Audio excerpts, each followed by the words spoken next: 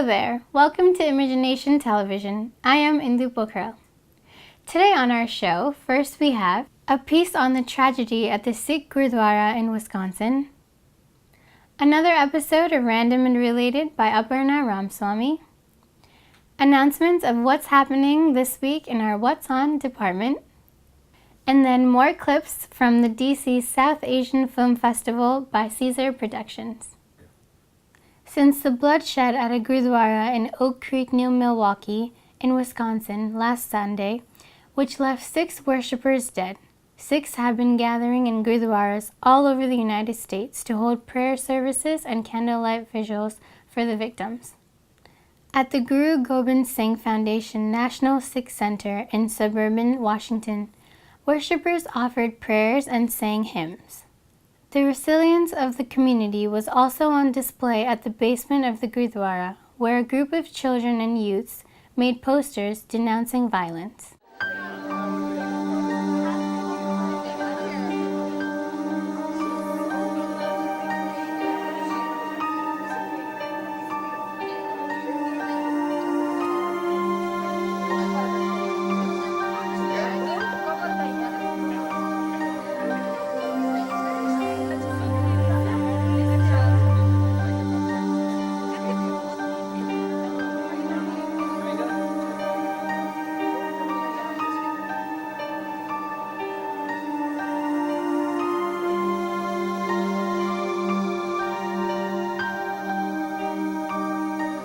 Thank you so much for giving us the opportunity to educate people and also to express our sentiment to the wider community.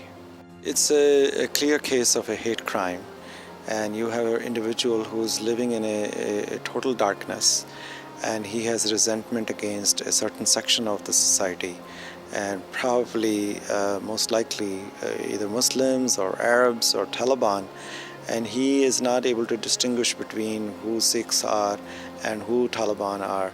So that's what seems to be the root cause of this tragedy. That the person, he was deliberately shooting only people who were wearing turbans, as expressed by some of the eyewitness account.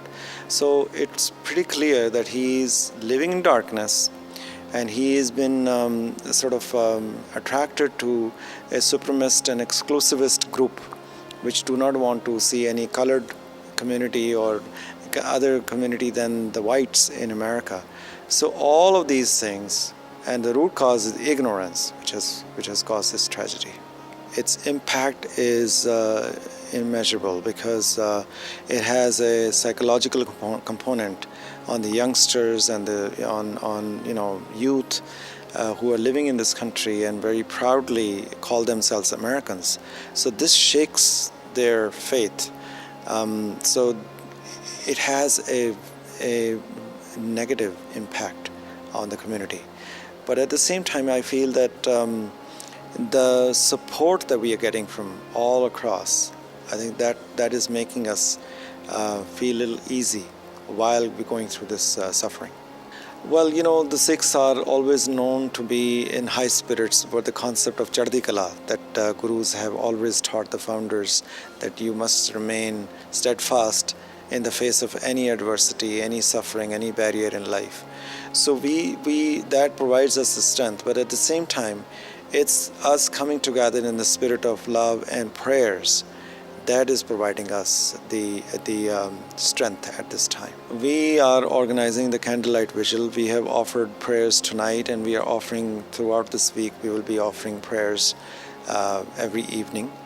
And at the same time, we are also organizing a candlelight vigil on Sunday near the White House. In addition, we are contemplating having a fundraiser for the victims, and especially our heart goes out to the policemen who fought and put their life on the line to save so many other lives. So we want to give them a sort of our gesture, our token of love to supporting their families. We are receiving calls from elected officials, we are receiving calls from the police departments. The governor has placed us a call, and we also got a lot of support from the White House. President Obama today declared a proclamation flying the American flags in all U.S. buildings across the world at half staff. I think that's a tremendous gesture. It's totally unprecedented. And to show that kind of solidarity with the community and the collective spirit as a nation standing up and standing by the Sikh community, I think that's just tremendous. We are also receiving a lot of messages from Indians and the Indian officials from Punjab, from our religious leaders in Amritsar. So this has brought a lot of people together. So we are thankful for that. So we are deeply saddened by the shock and the tragedy. And Sikhs being Sikhs, they have courage to get up together and put ourselves together again and just try to help the situation. And today, even on the radio today, on the news, we heard, even in the Gurdwara where the actual incident took place, the Sangat, when the police came, they served langar and pani to the police officers who came on the duty, or FBI, whoever came on the duty. So they were saying, and they were saying Mool Mantra on the radio, like national radio. And it's a tragic event, but at the same time, it shows the strength of Sikhism, that we believe in love for all, respect for all, accept the fact. We pray to God for the loss of life, obviously. We pray to God to give strength to the families who lost their loved ones, and I feel really bad. And we pray for the well-being of the people who are really hurt. I would consider all these people who lost their lives, I will consider them shaheeds, because at their cost, the awareness about Sikhism is coming up big time in the country. In the national radio, they were doing Mool Mantra, on the TV's total coverage, and the overall Sangat is trying to put the guts together, put the strength together to unite and help each other. I think the general awareness about Sikhism in American friends of ours, that will help a great deal. And until now, because of our parents, mistaken identity has been the every time they say this, if there's any increase in Muslim activities, Sikhs pay the price. And I think we need to take this opportunity to make our fellow Americans more aware, more vigilant, more aware of how Sikhs are, who they are.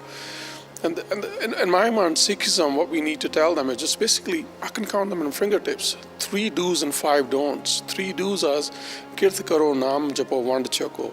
And I tell these to everybody.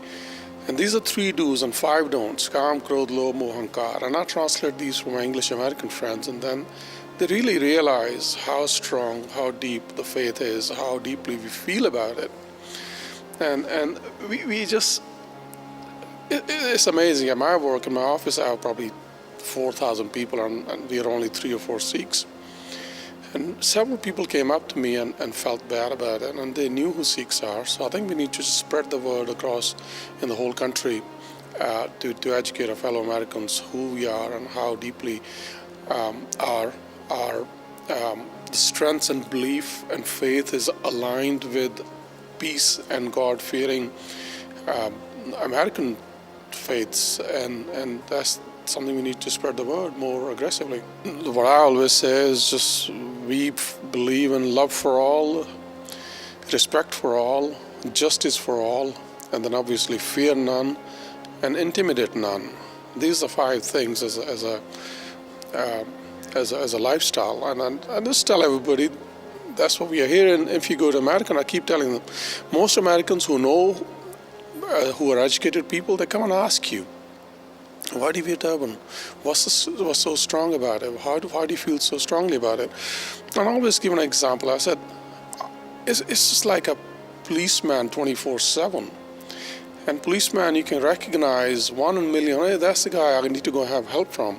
And he carries a gun to kill the violence, not to create the violence. And same thing here. Our identity is there to help people who can't help themselves. And again, it's one of those things that share your blessings, Vand Chako. And our American friends, they have some charities going on. They wear some special rubber bracelets or plastic bracelets, and they say charity for whatever. And I say, I wear this gold kada. That is just one thing, says do good, period. And it's a solid lifetime commitment. And one of the things is have honest living. And I'm not there to cheat people. I'm not there to scam people or do something wrong with it. So people do respect that.